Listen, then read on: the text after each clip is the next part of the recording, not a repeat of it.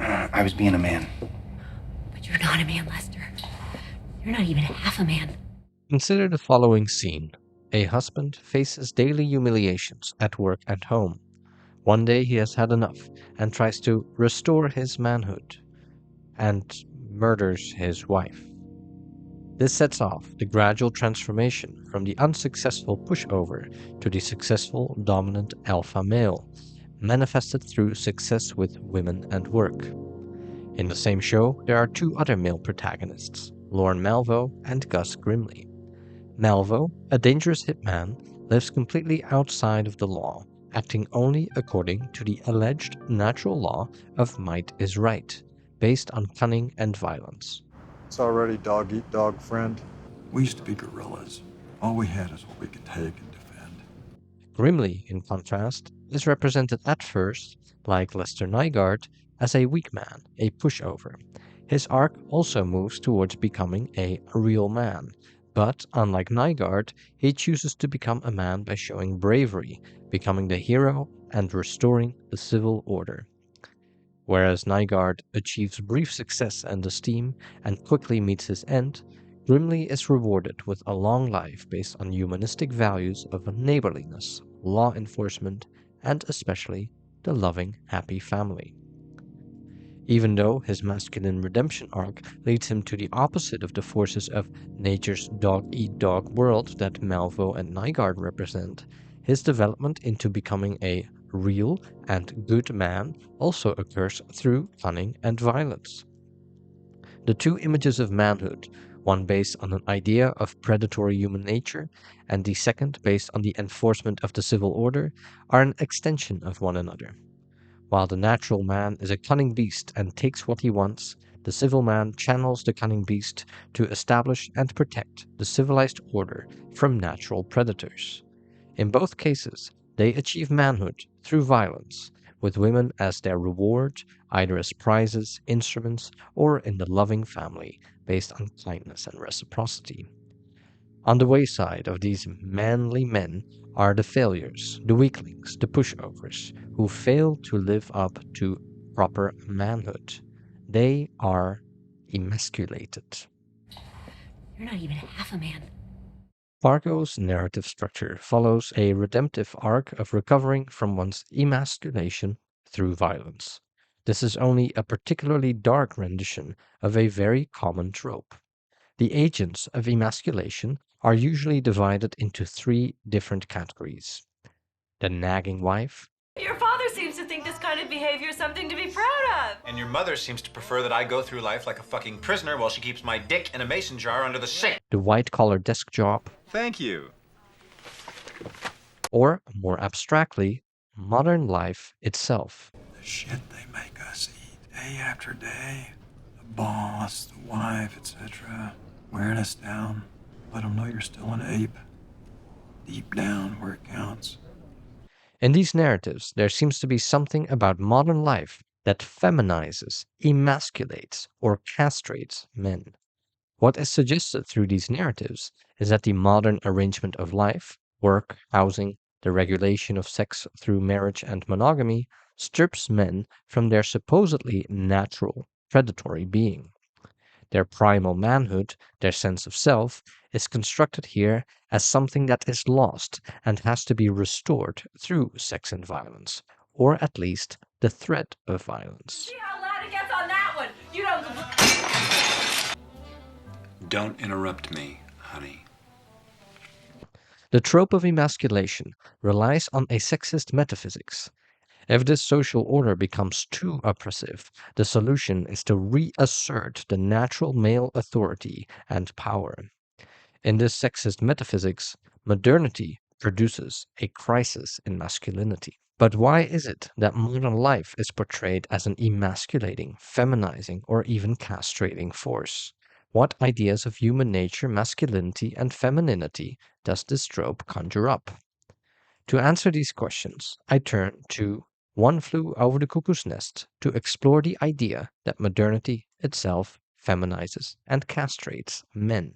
The point is to explore how popular narratives construct and reproduce deep seated beliefs about human nature and manhood illustrating how it relies on a sexist worldview and ultimately contributes to misogynistic politics.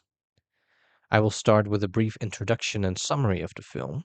Then I will look at the symbolism and representation of the protagonist, McMurphy, and the antagonist, Nurse Ratched, and show how it confuses the idea of human freedom with men's license to sex and violence. Then I will turn to the cultural and political background that gave rise to the novel and movie, exploring how in the 1960s ideas around civilization and modernity as a patriarchal achievement were challenged in some ways, but not in others. This is a case study drawn from a culture replete with narratives that construct successful or desirable masculinity as something that needs to be established, maintained, or liberated through sex and violence. The point is not to discuss when violence is legitimate or illegitimate, but to discuss how it is represented in order to construct a notion of successful masculinity as premised on violence, and how it implicitly or explicitly promotes gendered and race based violence. Let's begin.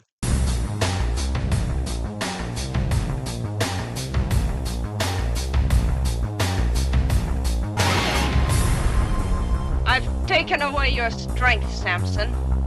You're not even half a man. I'm so depressed. It's all her fault. She's such a manipulative bitch!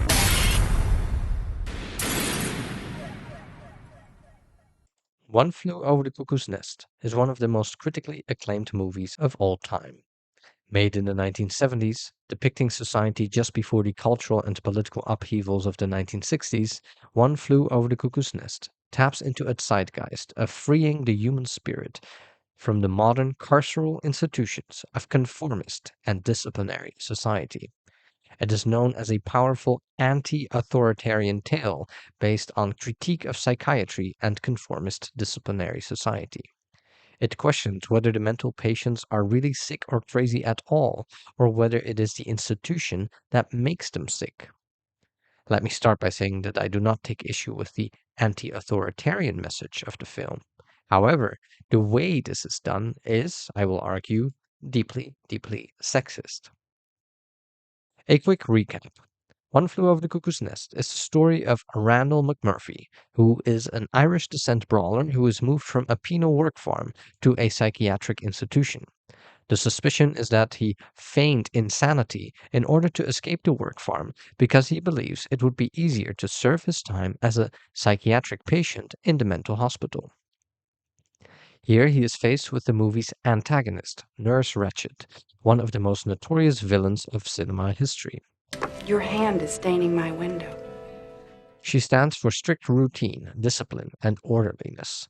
Quickly, an immense power battle between McMurphy and Nurse Ratched ensues. Although she presents herself as caring for and supporting the patients, she wields power over them through infantilizing care. You know, Billy, what worries me is how your mother's going to take this. Whilst pretending to help, she strips them of their dignity and self-respect, stifling their spirits through routine and dependency. McMurphy's rebellion against Ratched's tyrannical rule inspires and empowers the other patients, instilling a sense of dignity, self-respect, and independence. In this confrontation between the protagonist and the antagonist, Nurse Ratched uses increasingly manipulative and unfair means to crush McMurphy's rebellion and to maintain her control over the ward. To his dismay, McMurphy learns that he is not serving his time as he would in a regular prison, but that his release is dependent on Nurse Ratched's assessment of his mental state. He realizes that the antagonizing of Nurse Ratched has been undermining his chances of being released at all, facing the possibility of remaining forever imprisoned in the institution. To top it all, he learns that he is only one of the few patients who is involuntarily institutionalized. The other patients are able to leave the institution voluntarily, but they are kept in a state of psychic dependency through the reign of Nurse Ratched. What do you think you are, for Christ's sake? Crazy or something? Well, you're not. McMurphy continues to try to escape physically, becoming a martyr-like figure for the patients to liberate themselves spiritually. The drama culminates when one of the patients, Billy Bibbett, under immense psychological pressure of Nurse Ratched, commits suicide. Nurse Ratched does not flinch and wants to continue the daily schedule as usual, denying the violence, pain, and loss of the event. McMurphy snaps and tries to strangle her. He is taken away and lobotomized, the last resort of the institution to break his spirit that refused to bow down to the authority of Nurse Ratched and the disciplinary society that tried to contain him. He lives on as a symbol, showing the limits of Nurse Ratched's power by showing that she is not physically and mentally untouchable. This inspires McMurphy's friend, Chief Bromden, whose spirit had been crushed by generations of genocide and the subsequent alcoholism in his family, to continue what McMurphy had started, to physically and spiritually break out of the carceral institution and embrace freedom.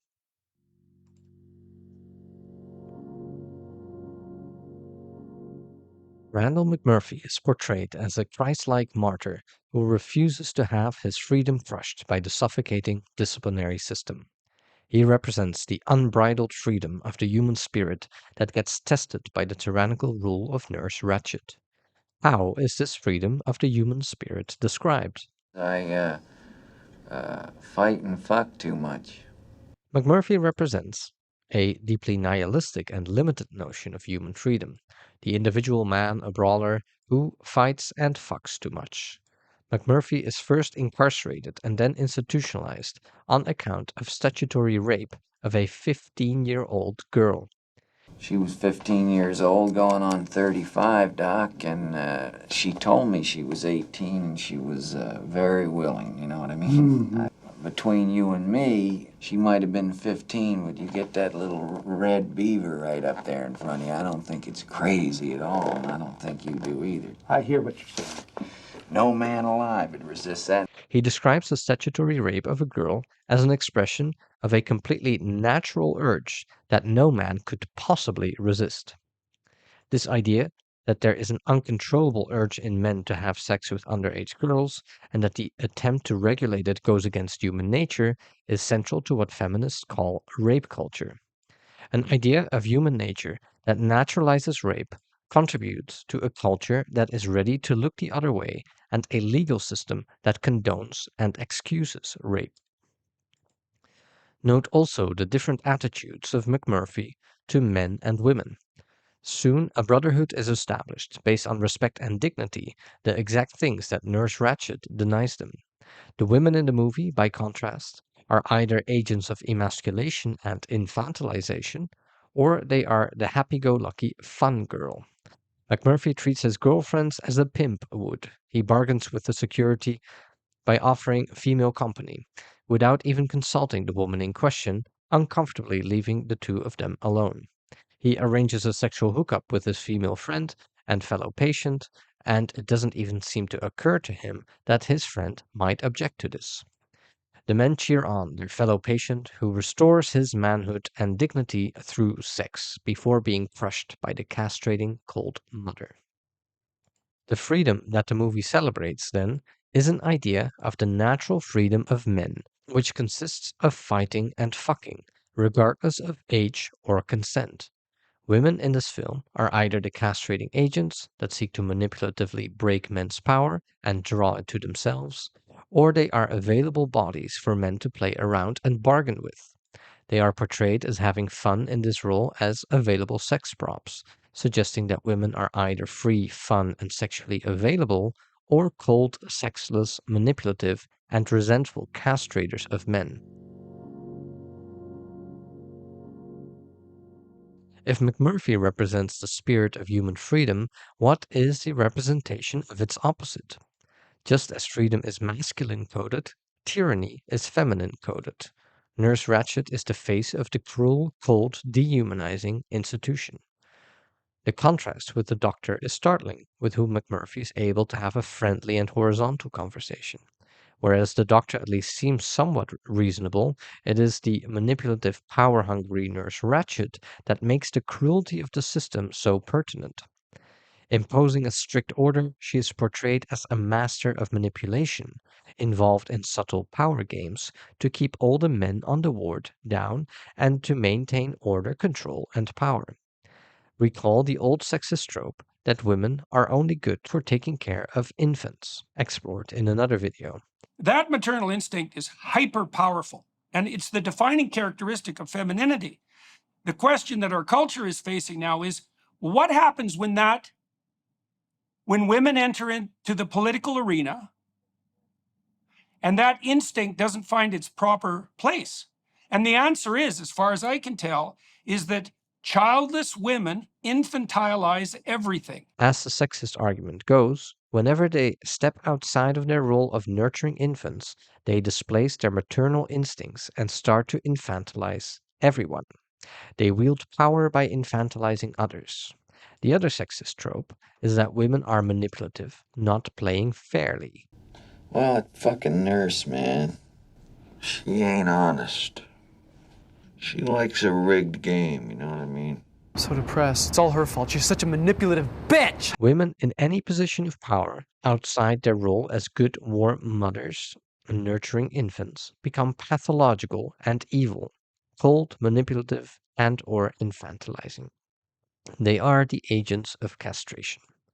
Nurse Ratched embodies all these sexist ideas about the castrating, cold, manipulative woman. So One Flew Over the Cuckoo's Nest uses familiar sexist tropes, identifying with and glorifying a male protagonist and portraying the villain as a cold, manipulative, castrating woman. But why is the carceral institution and disciplinary power represented by a woman? Here things get more complicated. Before the feminist and other political movements in the 1960s, civilization and progress were usually depicted as masculine, as a patriarchal achievement. Think Jordan Peterson's masculine order conquering feminine natural chaos. But there's always an ambivalence and a double morality at play. Establishing civilization might be portrayed as a masculine endeavor and a patriarchal achievement, pushing the frontier, spreading Christianity, crushing savagery and superstition, and other racist imperial myths. The world that it puts in its place is not necessarily that masculine. This is captured in the famous closing shot of The Searchers. The heroic, rugged male hero has pacified the frontier through racist and genocidal violence, brought back the white girl to white civilization, so that the happy, moral, gentle, civilized American family can live. But at the family dinner table, there's no place for him. He belongs to the past of heroic manhood fighting nature and savages. But there's no place for him in the softer, civilized world that he helped to establish and protect. So whilst white men prided themselves on the supposedly moral progressive civilization they built, successfully taming and domesticating nature and the law of the jungle, there is an inherent threat that the civilized order undermines the real virtues of masculinity and the nature of manhood. Therefore, there always need to be zones of exception to the pacification of the modern world of law and order, in which men demonstrate their masculinity. Here, racism and colonialism create spaces where it is permitted and even demanded to unleash the supposedly natural violent masculinity. The savage other threatens the civilized order, and it requires real men to protect this white civilization from the external threat. Without such spaces where the sentimental morality of civil life is suspended, civilized men cease to be men, and instead become effeminate, domesticated, or castrated.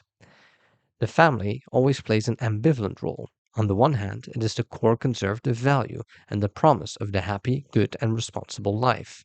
But simultaneously, if there's only the domesticated, feminine, softer space, men cease to be men and become emasculated.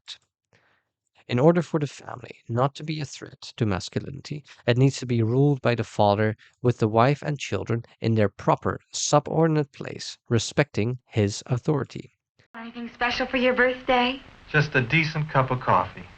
You're kidding. I'm serious. Honey, your coffee's undrinkable. It's pretty harsh. Well, so's your coffee.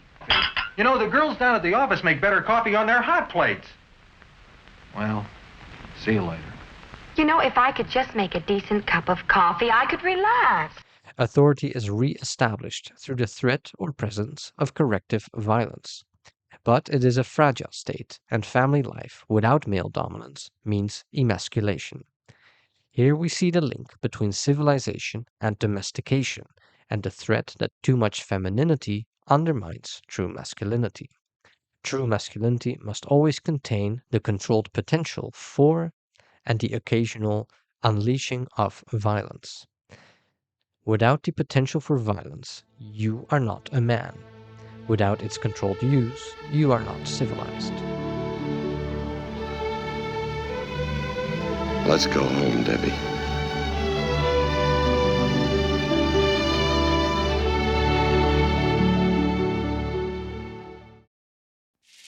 Black manhood, black masculinity, historical sore spots. For centuries, American culture had regarded us as playful eunuchs, laughing, singing, sambos, childlike in our disposition, while black women were seen as strong, and often because of this, unwomanly. Our men were considered weak. As should already be clear, these ideas about civilization and gender are inherently tied up with race. The ideals of masculinity are coded as white ideals, which can only be attained through dominating and pacifying a racialized other. The nuclear family is explicitly a white ideal of civilized life. In its ideal form, the husband is the head of the family, the lord of his castle, who provides for women and children, who in turn respect his authority. The natural dominance of man is translated into its civilized form of law and order. The ideals of white family life develop in contrast to the total vulnerability or fungibility of black family life. Starting from chattel slavery, in which all black kinship ties were disavowed, where mothers and babies could be separated on the auction block, to the targeting of black families in the child welfare system, which scholars call the family policing system, black family life has been a site of intense state terror, surveillance, disruption, and pathologization. Once black families started to slowly enter civil society, a culture industry was ready to portray it as comical, absurd, and uncivilized. George, I'm going to take this job. Good. You have my permission. But on this job, I'm going to use my maiden name. Your maiden name? Yes, and I ain't going to tell you where I'm working. This time, I ain't going to have you hanging around spoiling this job for me. Now, wait a minute, yeah. And another thing, you ain't going to get 1 red cent of what I make. This time, while I'm working, you can ship for yourself. But, honey, we need the money. We got bills. George, what kind of man is you? Do you expect me to support you? Well, honey, that is, you see, I mean, The black family is portrayed as a perverse parody of the proper civilized white nuclear family. The husband is not the respected patriarch, but an emasculated man who lives under the thumb of his domineering wife. The black woman is portrayed as the domineering, castrating matriarch. These stereotypes serve to portray black families entering civilized life as inherently absurd by making it the negation of the ideals of masculinity and femininity. Black men cannot possibly be the civilized patriarch. They are inherently ridiculous. Black women cannot possibly be the ideal feminine, graceful, obedient, caring, and are portrayed as inherently unfeminine, loud, rude, and wielding power over men.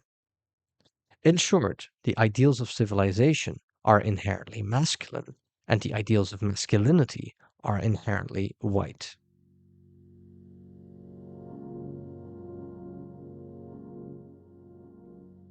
In the 1960s, something starts to change. Countercultures start to challenge these ideas of civilization based on conformity and discipline. Instead of considering it a great achievement of progress, various movements start to rebel against the system that is crushing freedom and impose conformity. Although powerful social and political movements like feminism, civil rights, and anti-war movements emerged, much of the cultural upheavals failed to integrate this in their analysis. It is in the midst of these budding cultural movements that Ken Casey wrote the book One Flew Over the Cuckoo's Nest in 1962. The story of One Flew Over the Cuckoo's Nest emerged in the wake of the clandestine CIA experimentation with mind control in the 1950s. To achieve this, the CIA preyed on vulnerable groups, sex workers, prisoners, mental health patients, students, and conducted their experiments with shock therapy and hallucinatory drugs without knowledge or consent from their victims. Nobody explained it to me. Nobody ever asked me if I was willing to do it or anything. I went through years and years and years of severe depressions. I dream about it. All my waking hours, I think about it. Oh, it just...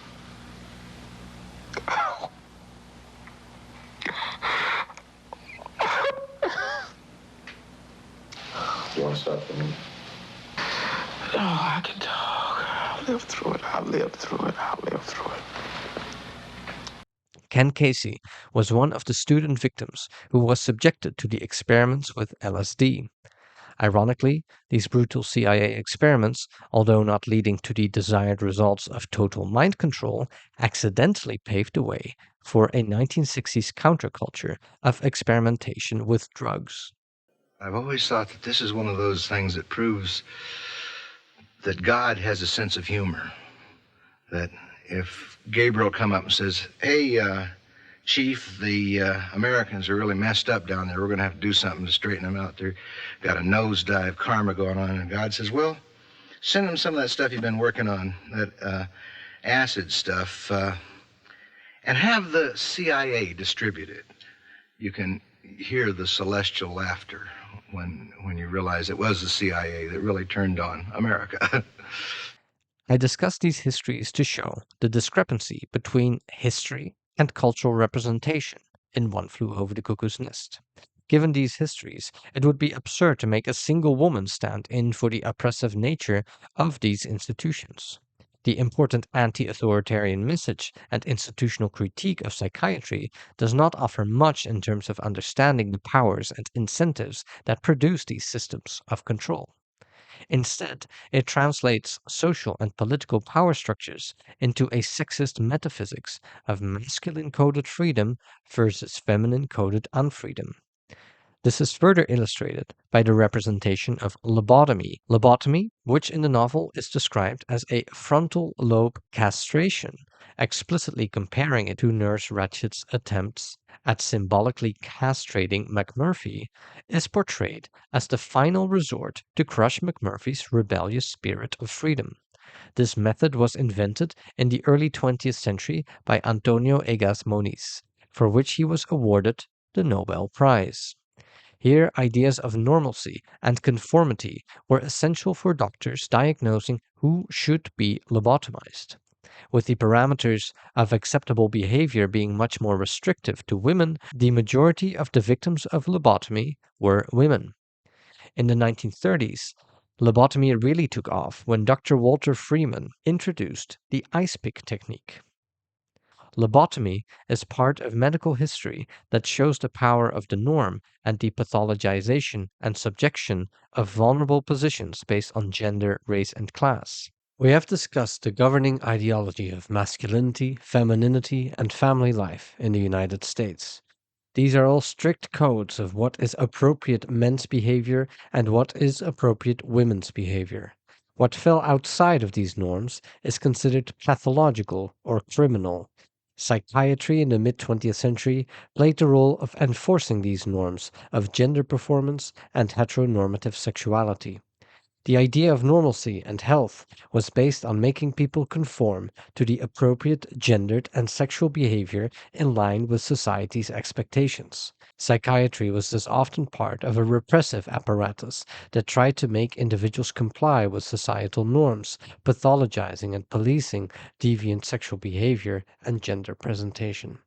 It is a bitter irony that the critique against psychiatry as a metaphor for disciplinary and repressive society in general does not challenge the underlying ideas of sexuality and gender that this disciplinary society imposed. Relying on the sexism of this patriarchal notion of human nature, an alleged natural, healthy, heterosexual male aggressiveness that needs to be liberated, it blames women for the patriarchal disciplinary society that highly restricts and governs everyone's gender and sexual behavior. Instead of portraying it as patriarchal systems of power, the critique of disciplinary society and psychiatry is taken up by mainstream culture as a battle between societal conformist unfreedom versus individual human freedom. Without integrating any feminist lens, it ends up simply reproducing the sexist metaphysics of patriarchal civilization. In One Flew Over the Cuckoo's Nest, the consequences of this critique of modern life without feminism become clear. Modernity is no longer seen as the achievement of patriarchal civilization, but a force that stifles human freedom, and the underlying idea of the human remains a male-centered one of freedom as men's sexual or heterosexual license at the expense of others. It comes as no surprise, then, that a representation of the spirit of the 1960s and 1970s deliberately or intuitively symbolizes the dehumanization of modern institutions through the figure of a castrating woman. Within its sexist metaphysics, it's a story of too much civilization undermines masculinity and freedom. Without the thrill of violence, stuck in the meaningless modern lives of drudgery, disciplined by the schools and the law, men cease to be men. In this critique of modernity as effeminate and an emasculating force, conservatives, anti-McMurphys and Ken Caseys, seem to agree. The vision of liberation from these 1960s and 1970s white male narratives is a negative freedom from modernity to embrace some masculine notion of individual freedom and non-feminist sexual liberation. The difference is that conservatives will dream of restoring the patriarchal civilization based on paternal authority, the nuclear family, law and order, and natural hierarchy, without the effeminate modernity that castrates men. Take, for example, the prominent conservative talking point, cloaked in the language of concern for our boys. The school system fails our boys, so the story goes, not through lack of funding or resources, but because it is unfair to boys qua boys. Boys need to be able to be wild and explore, not to be put in the straitjacket of the school. The modern school prevents boys from being boys. Apparently, it's perfectly fine if girls are exposed to the system because of some ideas about their innate nature being more prone to obedience, rather than this being an effect of their socialization.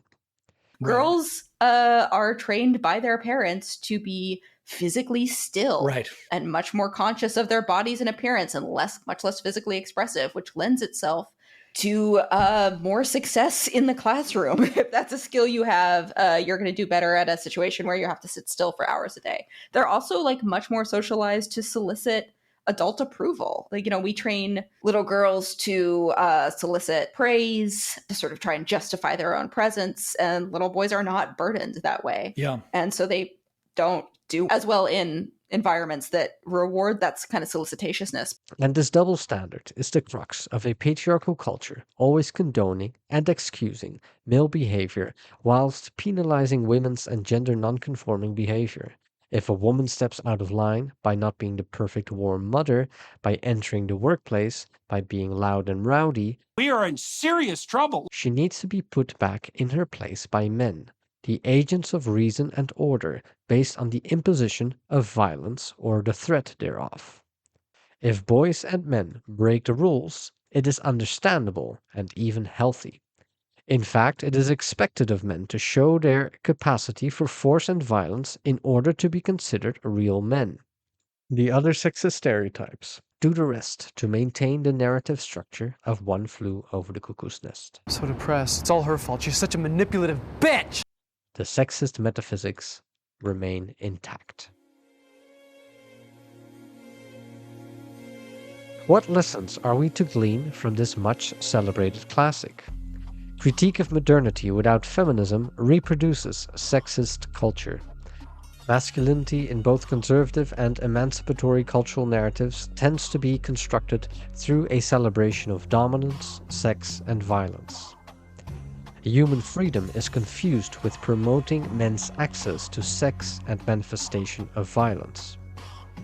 It promotes a culture of sympathy or himpathy and victimhood of men, condoning misogyny. A little bit of rape, a little bit of violence is understandable and perhaps even necessary. Whether too much or too little order, women are to be blamed.